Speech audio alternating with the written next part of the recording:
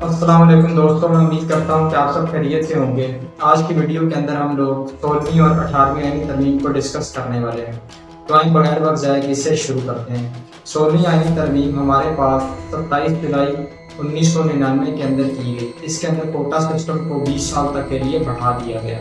اس کے بعد جو ہمارے پاس 18ویں آئینی ترمیم ہے وہ ہمارے پاس 8 اپریل 2010 کے اندر کی گئی، اور 18ویں ترمیم کی تمام شقوں کو قومی اسمبلی نے 2/3 اکثریت سے منظور کیا۔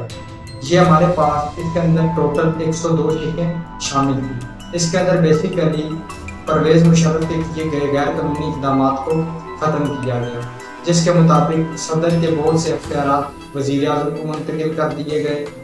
کسی شخص کے 3 دفعہ سے زائد وزیر اعظم نہ بننے کے اقدام کو ختم کر دیا گیا۔ اس کے علاوہ صدر کے اسمبلی تحلیل کرنے کے اقدام کو ختم کر دیا گیا، اور اس سے صوبائی خود مختاری دوبارہ سے دے دی گئی۔ یہ تھی ہمارے پاس 16ویں اور 18ویں آئینی ترمیم۔ اس کو آپ لوگ دیکھیں۔